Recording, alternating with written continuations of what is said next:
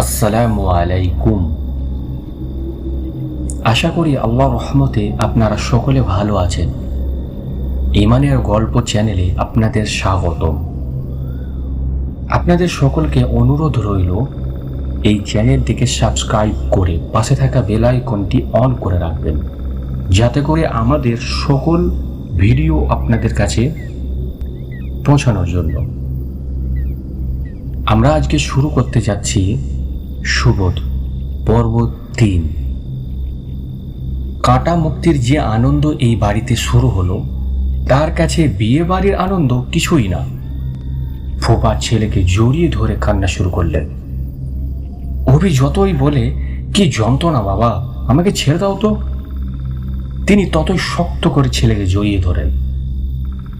ফোপা আনন্দের চোটে পীর বাবার দোয়া বিশেষ জিকিরে বসতে যাচ্ছেন। আজ বৃহস্পতিবার, এমনিতেই তার জিকিরের দিন। ছেলের সমস্যার জন্য ঠিকমতো বসতে পারছিলেন না। আজ সে মনে হয় সিদ্ধি টেনে বসবেন। সিদ্ধি অর্থাৎ গাঁজা। ডাক্তারের যে ওষুধ ফুপা জিকিরের আগে খান, সেটা আসলে ঝিমুনি আনে না, ঝিমুনি আনে সিদ্ধি। সিদ্ধি টানলে নাকি জিকিরের সময় পীর বাবার দিদার হয়, জিকির হয় 100-তে 100। ফুপা আজ সিদ্ধি টানবেন, বেশ আয়েশ করেই টানবেন। ফুপা যে দৃষ্টিতে আমার দিকে তাকাচ্ছেন, সংস্কৃত কবিরা সেই দৃষ্টিকে বলেন প্রেম নয়ন। শুধু ইরামের চোখ কঠিন, শুধু ইরামের চোখ কঠিন। পাথরের চোখেও সামান্য তরল ভাব থাকে, তার চোখে তাও নেই। ক্লিন শেপ ছেলেদের এমন কঠিন দৃষ্টি মানায় না, কেমন যেন মেয়ে মেয়ে লাগে, অস্বস্তিকর। রাতে ফুপার বাড়িতে থেকে গেলাম। আজ আমার থাকার জায়গা হলো গেস্ট রুমে। এই বাড়ির গেস্ট রুম তালাবদ্ধ থাকে। ভিআইপি গেস্ট এরেই শুধু তালা খোলা হয়, না হয় সাধারণ অতিথিদের জায়গা হয়। বসার ঘরে পাশে একটা ছোট্ট ঘর আছে, সিঙ্গেল চৌকি পাতা, সেই ঘরে। আমার জন্য গেস্ট রুমের দরজা খোলা হয়েছে এবং এই বাড়িতে আমার প্রবেশের উপর আরোপিত সকল নিষেধাজ্ঞা আপাতত উইথড্র করা হয়েছে। অভির কণ্টক মুক্তিতে ভিআইপি ট্রিটমেন্ট দেওয়া হচ্ছে। আলহামদুলিল্লাহ। ঘুমাতে যাবার আগে আগে আমার জন্য কফি চলে এলো। এটিও বিশেষ ব্যবস্থার একটি অংশ। কফি নিয়ে এলো ইরাম। ইরাম সম্পর্কে এ পর্যন্ত তথ্য যা সংগ্রহ করেছি তা হচ্ছে, ছেলেটা ঢাকা বিশ্ববিদ্যালয়ের হলে থেকে পড়াশোনা করে। কিছুটা নাস্তিক গোছে, কিছুটা না, পুরোপুরি আপাদমস্তক নাস্তিক গোছে। সামনে তার অনার্স ফাইনাল পরীক্ষা। হলে পড়াশোনার সমস্যা হচ্ছে, তাই এ বাড়িতে চলে এসেছে। ফুপার খালাতো ভাইয়ের বড় ছেলে।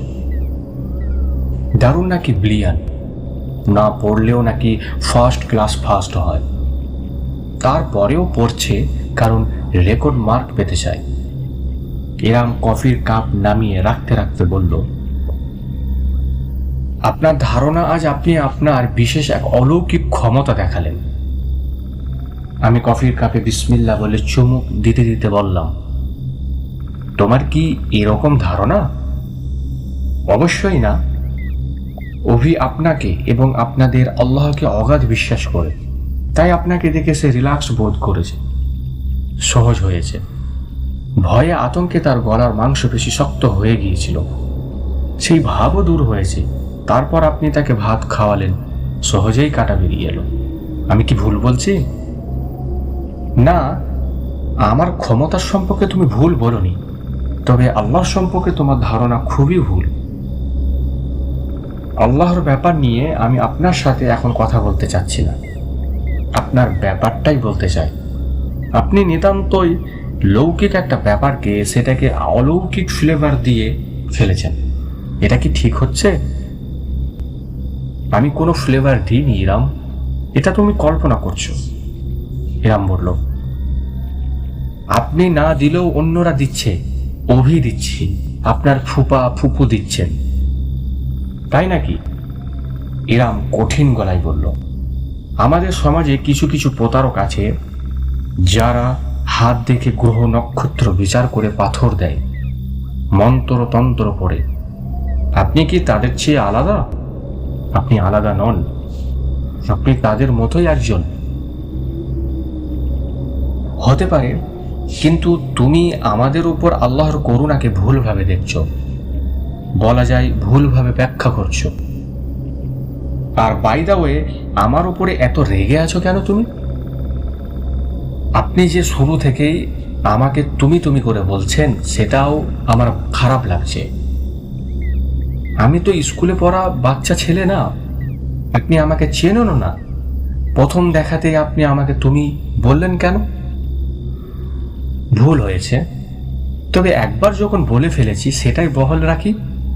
মানুষ আপনি থেকে তুমিতে যায়, তুমি থেকে আপনিতে যায় না। নিয়ম ভাঙা কি ঠিক হবে?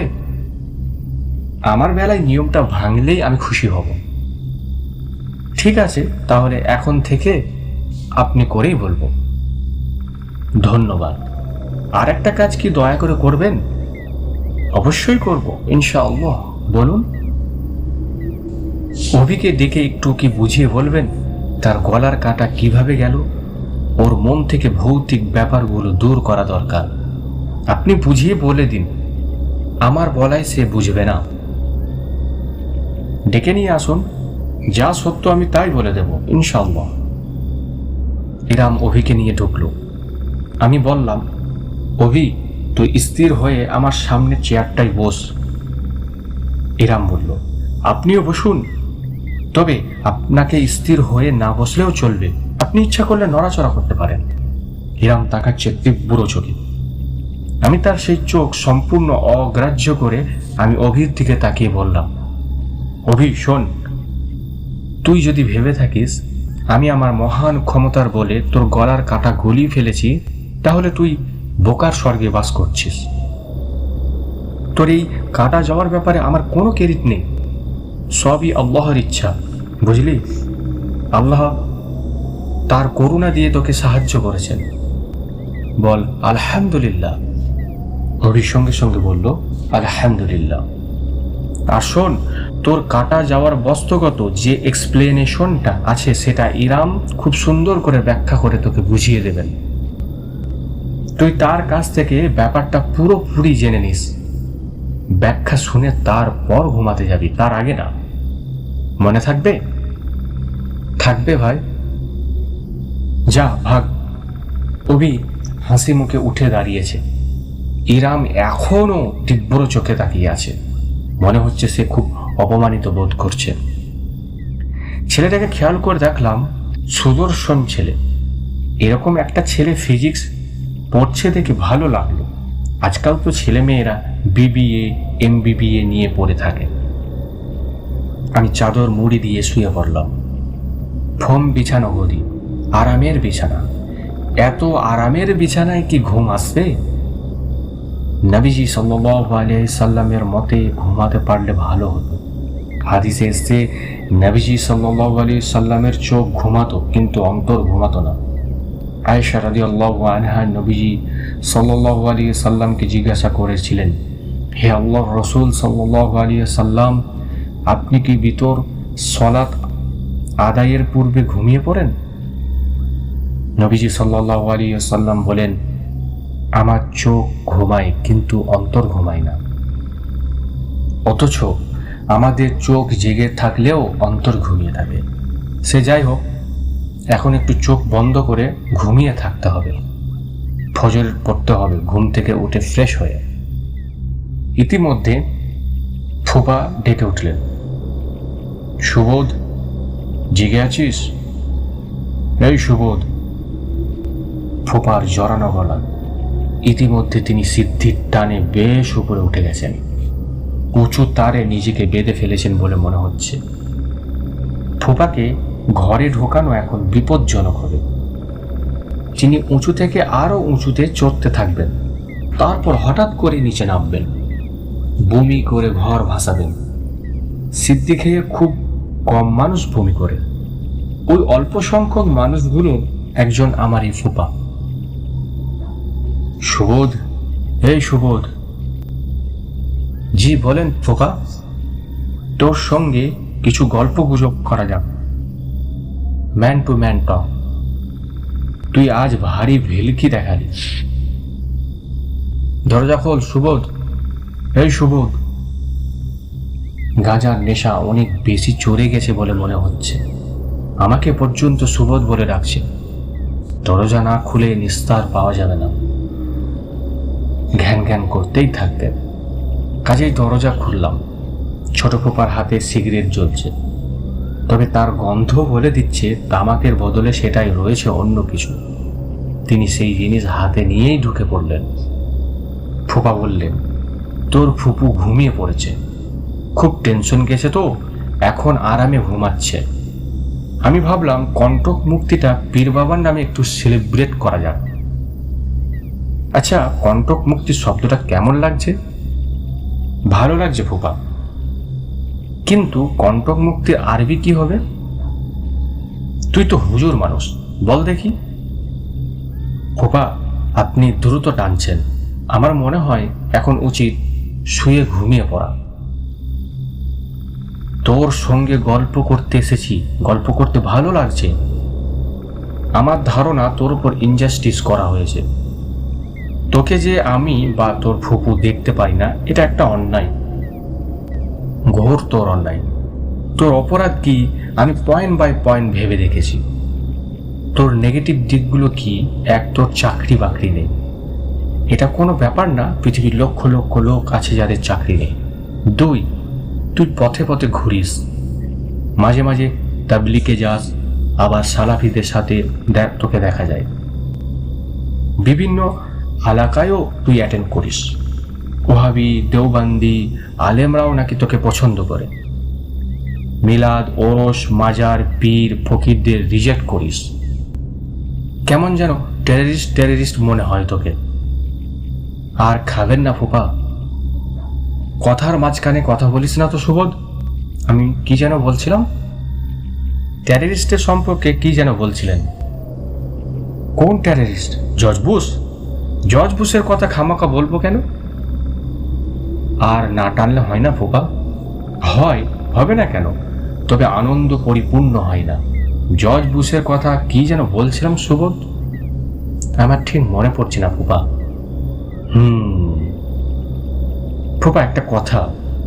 কি কথা মাই ডিয়ার? আমার নাম আব্দুল্লাহ, সুবোধ বলে ডাকবেন না? আচ্ছা, ডাকবো না। থ্যাংক ইউ ফুপা। শোন সুবোধ, আই মিন আব্দুল্লাহ, তুই খারাপ না, তোর একটা ক্ষমতা আছে। অভি যে তোর নাম বলতে বলতে অজ্ঞান হয়ে যায়, অভির কোনো দোষ নেই।